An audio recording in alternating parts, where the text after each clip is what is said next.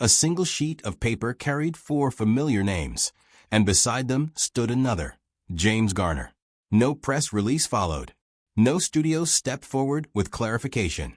Yet that quiet document alone was enough to disturb the comfortable boundary between Hollywood legend and hidden reality.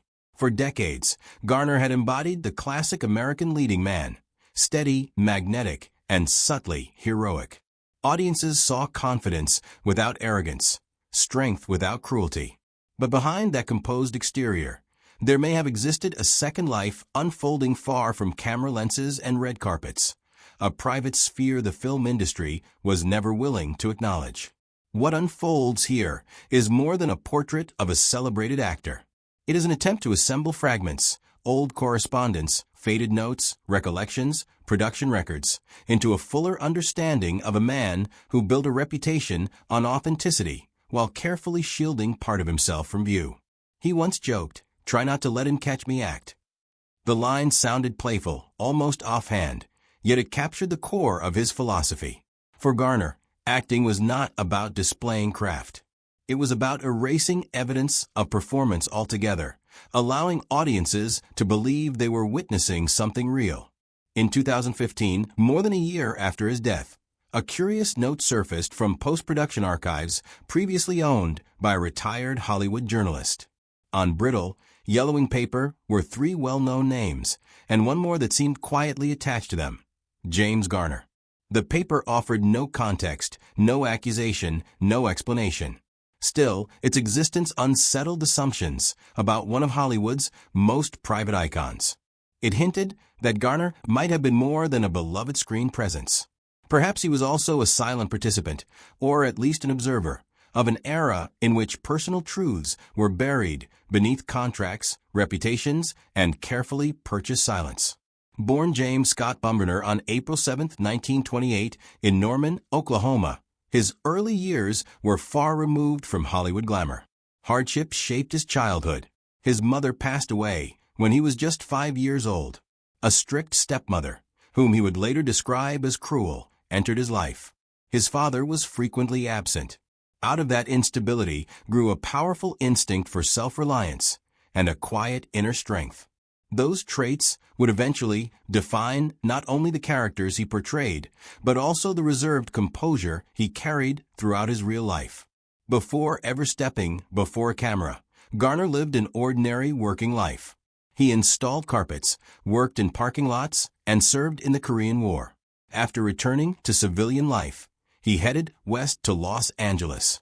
There, a modeling agency noticed his tall frame and rugged good looks. Modeling paid the bills, but it did not satisfy him. Acting drew his attention more deeply, and he soon enrolled at the Boff Studio in New York, one of the most respected method acting schools of the 1950s. His rise was swift. Cast as Brett Maverick in the television series Maverick, Garner brought to life a clever, charming card player whose wit and easy confidence resonated with post-war America. He became a symbol of what audiences admired: self-assured yet approachable, masculine yet warm, humorous yet thoughtful. Through Maverick, he helped solidify the image of the all-American man.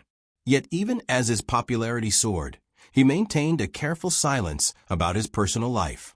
Beneath the inviting smile and effortless humor, something more guarded remained. The 1960s brought a seamless shift from television to film. Unlike many actors whose transitions were loud or controversial, Garner's move to the big screen felt measured and deliberate. Films such as The Great Escape in 1963, Grand Prix in 1966, and Support Your Local Sheriff in 1969 confirmed his versatility. He navigated action, comedy, and drama with remarkable ease. Critics praised the natural quality of his performances. He never appeared to strain for attention. Instead, he commanded it quietly. Co-stars often remarked on his authenticity. He did not seem rehearsed. He did not seem artificial. He simply seemed real. That same understated quality defined how he handled fame. In an industry obsessed with exposure, Garner became a master of discretion. He avoided Hollywood parties whenever possible, granted interviews sparingly, and rarely discussed anything personal. To journalists, his reserve became a puzzle. Why would a man who appeared to have nothing to hide guard his privacy so fiercely? Those close to him described someone who was kind yet distant, open yet never fully revealing. While other actors courted tabloids to remain relevant, Garner stepped back. "I make movies, not headlines," he once said. The press, both frustrated and intrigued, began referring to him as Hollywood's most polite enigma. After his passing in 2014, materials from private archives began to surface: letters, studio memos, guest lists from exclusive gatherings. Some records from Warner Brothers and Universal Studios reportedly listed Garner alongside male stars long rumored to belong to Hollywood's closeted queer circles. An alleged note from a Warner Brothers production assistant described Garner as a regular attendee at discreet gatherings in Beverly Hills and at the Chateau Marmont Hotel. These were places where actors, writers, and executives burdened by secrecy could briefly relax beyond the reach of cameras. There was no concrete evidence, only recurring connections. Still, researchers began to trace what appeared to be the faint outline of a parallel Hollywood existing beneath the visible one. Garner never publicly addressed these suggestions. Perhaps he believed silence was sufficient. After all, his career had always existed between illusion and truth. By the late 1960s, he was widely respected as one of Hollywood's most grounded leading men, reliable, disciplined, yet intriguingly reserved. Within private circles, however, whispers circulated about a quiet network of stars who shared more than fame. Names such as Cary Grant, Rock Hudson, and Marlon Brando were often spoken discreetly. Their public images were meticulously managed by studios determined to conceal desires that could not survive public scrutiny. Although gossip columns rarely mentioned Garner in this context, private accounts frequently placed him at intimate dinners hosted by Grant in the Hollywood Hills. These evenings were not marked by scandal, but by companionship and shared discretion. To outsiders, they were ordinary gatherings of friends. To insiders, they offered sanctuary. Hollywood during that era thrived on contradiction. On screen, stories grew bolder and more progressive. Behind closed doors, the industry remained rigidly puritanical. Leading men were expected to project a clear, unambiguous masculinity. Any deviation from that ideal could end a career overnight. Studios spent enormous sums protecting their investments, silencing journalists, planting carefully crafted stories, arranging marriages when necessary. For Garner, whose appeal rested on sincerity, that carefully maintained image functioned as both protection and confinement. There were rumors that Rock Hudson, weary of studio-imposed relationships, found solace in a quiet bond with Garner. No romantic involvement was ever proven. Still, the two seemed to share a mutual understanding of life under constant scrutiny. Marlon Brando, unpredictable and outspoken, once described Garner as the only honest man in a business full of performers. Whether that sentiment signaled admiration or something more personal remains uncertain.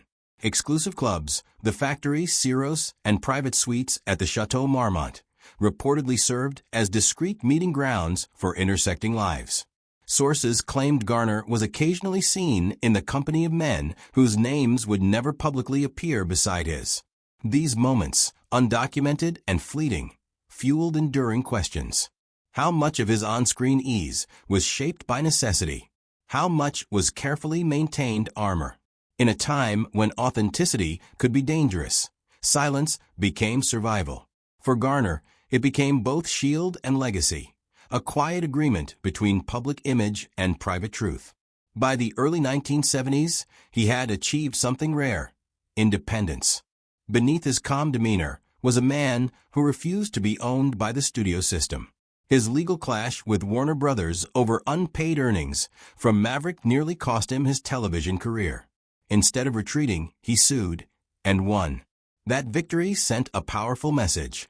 He proved that integrity and charm could stand alongside courage. While many actors accepted contracts that dictated roles, appearances, even personal lives, Garner reclaimed control. He selected projects that reflected flawed humanity rather than glossy fantasy. The Americanization of Emily in 1964 and The Notebook decades later demonstrated a consistent theme. He portrayed vulnerability not as weakness, but as quiet strength. His defiance came with consequences. Studio executives did not easily forgive. Gradually, he found himself sidelined from certain major productions. Rumors labeled him difficult or aloof. In truth, he was simply unwilling to be managed. As the industry evolved during the counterculture movement and sexual revolution, Garner's boundaries remained firm. He avoided confessional publicity and redirected intrusive questions with humor or grace. Over time, even the studios that once tried to control him came to respect his quiet independence. Younger actors admired him as proof that professionalism did not require submission. Privately, however, friends sensed a deeper weight. His silence sometimes felt less like discipline and more like exhaustion, the cost of decades spent preserving an image. He never displayed vulnerability publicly, but those close to him suspected wounds beneath the surface. At home, stability came through his wife, Lois Clark. Their whirlwind romance began at a Los Angeles gathering and led to marriage just 17 days later. Clark, a former office worker with a daughter from a previous marriage, remained outside the Hollywood machine. For nearly 6 decades, she was his anchor. They raised 2 daughters, Kim, whom Garner adopted, and Gigi, born in 1958. Both were shielded from media glare.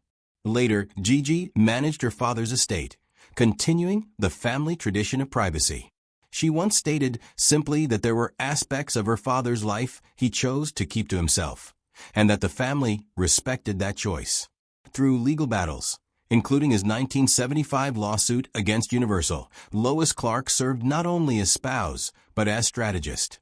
She reviewed contracts and organized documents, acting as trusted advisor.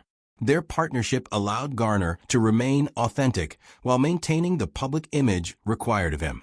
When he died in 2014, speculation intensified. An anonymous journal page surfaced in 2015 bearing the line, "There are people I can't name, but the memory of them never leaves me." Its authenticity was never verified, yet it deepened discussion. Had Hollywood forced him into duality? Or had he chosen silence as an act of autonomy? Garner never offered answers. His family continued to decline engagement with rumors. And perhaps that is fitting.